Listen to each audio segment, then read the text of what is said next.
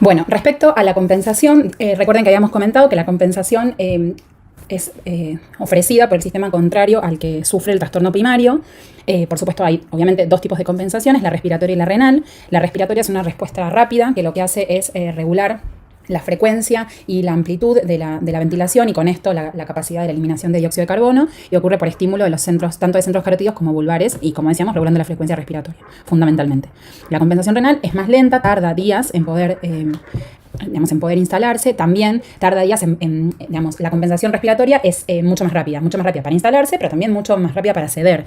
En cambio, la compensación renal es más lenta, es sostenida, es definitiva, pero también cuando el paciente, por ejemplo, un ejemplo frecuente que lo vamos a ver en algún ejemplo de los ejemplos clínicos, los pacientes que tienen trastornos respiratorios, y eso quizás tenga que ver con la ventilación mecánica, es muy característico que una vez que está resuelto el trastorno respiratorio, el paciente persista con un trastorno asociado metabólico, justamente porque tarda en suspenderse la compensación renal.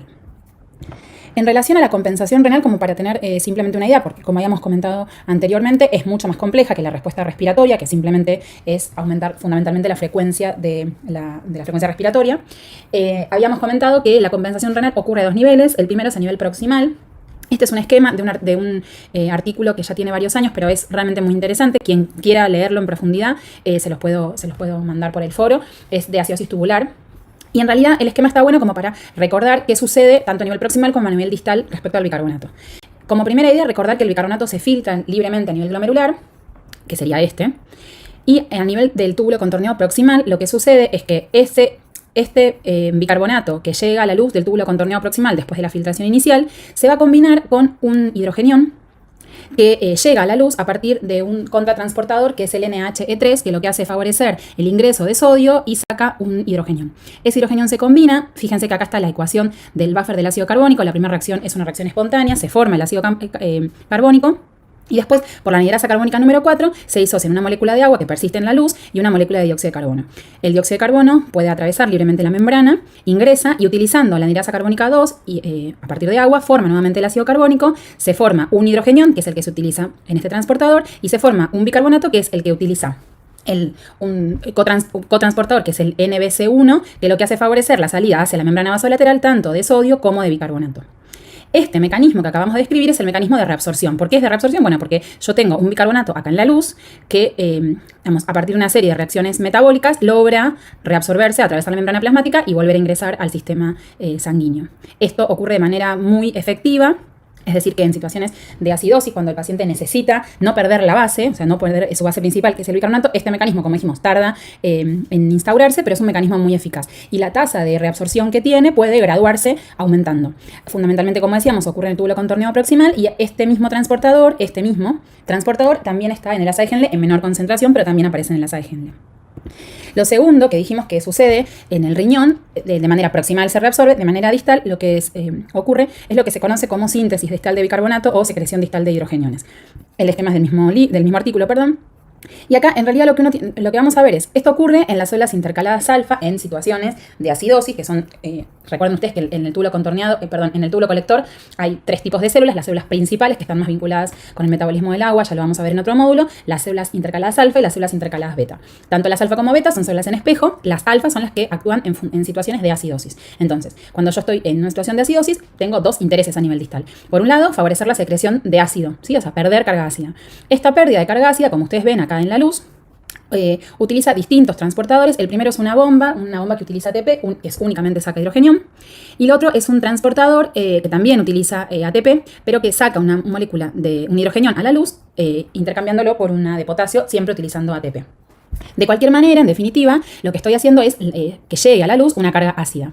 Esa carga ácida, para que el pH urinario no salga dentro del rango de lo que nosotros consideramos normal y para asegurar, digamos, la funcionalidad del túbulo, lo que necesita es bufferiarse. Esto es igual que en cualquier sistema.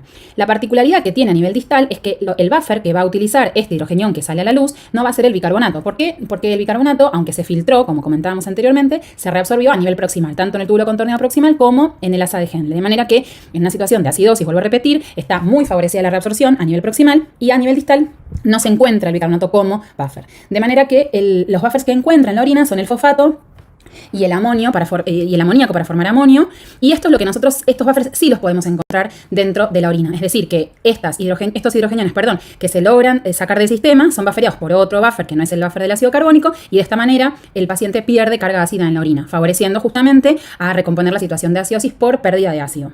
Lo interesante de este sistema es que estos hidrogeniones, que son sacados hacia la luz y son bufferiados, vienen de una hemireacción de disociación del ácido carbónico, que a nivel celular utiliza la anhidrasa carbónica, dióxido de carbono y agua, forma el ácido carbónico. Este hidrogenión es el que se pierde como carga ácida, y ese mismo ácido carbónico también forma una molécula de bicarbonato que ingresa a la circulación. De manera que a nivel distal, como muestra acá, uno tiene que recordar que lo que se conoce como síntesis distal de bicarbonato está asociada a la pérdida de ácido, ¿sí? Son dos procesos que ocurren de forma paralela. Favorezco la pérdida de ácido, pero además favorezco la incorporación de un ácido carbónico de novo, ¿sí?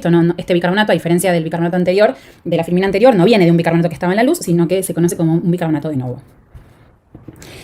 ¿Qué cosa está buena para que se acuerden? Bueno, nosotros digamos como concepto, uno puede entender si la compensación ocurre de manera digamos, como uno lo espera, pero se puede calcular específicamente si la compensación ha sido, si se realizó de manera adecuada. Como idea, siempre recordar que si el trastorno es metabólico, uno espera que la compensación sea respiratoria, y si el trastorno es respiratorio, por supuesto espero que la compensación sea metabólica. Lo que vamos a ver acá es cómo cuantitativamente se puede calcular si esa compensación es adecuada o es inadecuada. Y si es inadecuada, uno puede pensar si es exagerada, o si todavía se está poniendo en marcha y todavía no llegó a completarse la compensación.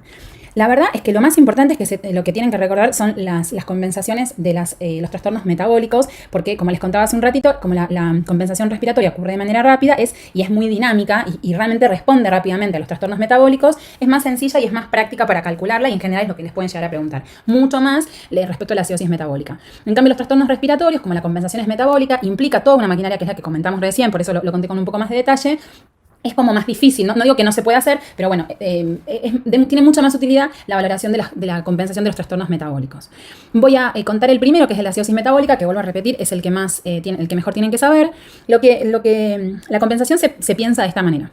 Uno lo que tiene que pensar es la acidosis metabólica, digamos, si uno pensara el trastorno primario, es la alteración en la concentración de bicarbonato. ¿Cómo se altera? Disminuye el bicarbonato, característicamente en la acidosis metabólica. Habíamos comentado que eso puede ocurrir porque se titula el bicarbonato cuando hay exceso de ácidos, en lo que llamamos acidosis metabólicas por capa aumentado, o porque el bicarbonato se pierde en lo que conocemos como acidosis metabólicas hiperclorémicas. Entonces, la idea es que el trastorno primario, que es la pérdida de bicarbonato, se va a compensar con la pérdida de dióxido de carbono a partir de la expiración. ¿Cómo se puede cuantificar eso? Bueno, la PCO2 debe disminuir 1.25 milímetros de mercurio por cada milimol de disminución del bicarbonato. Es decir, que si yo pierdo un milimol de bicarbonato, la PCO2 deberá bajar 1.25. Eso es lo que se conoce como una compensación adecuada. ¿Qué quiere decir esto? Bueno, que yo espero esa cuantía, de manera que supongamos que yo puedo valorar que el paciente pudo, digamos, por cada milimol por litro de bicarbonato, perdió 0,5 milímetros de mercurio de dióxido de carbono. ¿Eso qué quiere decir? Que la compensación es insuficiente, que el paciente, digamos, está logrando liberarse de la carga ácida del dióxido de carbono, pero es insuficiente, porque la proporción debería ser 1 a 1,25. Si supongamos, cuando hacemos la cuenta, el paciente tiene, por cada milimol por litro de bicarbonato que pierde, está perdiendo 2 milímetros de mercurio de dióxido de carbono, lo que podemos decir es que la compensación es exagerada. Algunos autores la van a describir como una alteración respiratoria asociada, ¿sí? Que eso seguramente lo van a leer en algún lado, pero uno puede decir, además el paciente tiene una alcalosis respiratoria, ¿sí? Como señal de la exageración de la compensación.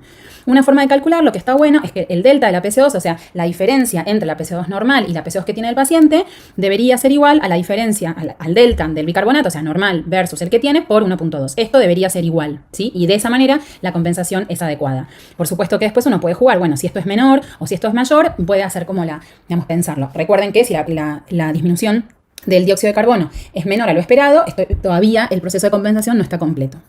Para la alcalosis metabólica, la PCO2 aumenta 0.25 por cada milimol de aumento del bicarbonato. Acuérdense que es el trastorno contrario. Y la cuenta se hace, el delta de la PCO2 es igual al delta del bicarbonato por 0,7. Siempre resto lo normal menos lo que tiene.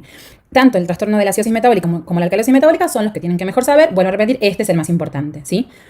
Después, para los trastornos respiratorios, uno puede, como justamente la compensación respiratoria, metabólica es más lenta, se dividen en compensaciones de tipo agudas y de tipo crónica. De manera que uno es más exigente con lo que espera en los trastornos en la parte crónica, justamente porque le da el tiempo para que pueda reactivarse todo el sistema. Lo que más rápido se hace es mejorar la reproducción proximal, pero lo que implica la secreción distal de hidrogeniones y la síntesis de novo, eso tarda un poco más de tiempo. Entonces, en las alcalosis, para acidosis respiratorias, en agudo, el delta de bicarbonato es igual al delta de PC2 por 0,1, pero en el crónico es igual al delta de PC2 por 0,4. Y en las alcalosis respiratorias, el delta de bicarbonato es igual al delta de PCO2 por 0,2 y en los crónicos al delta de PCO2 por 0,4.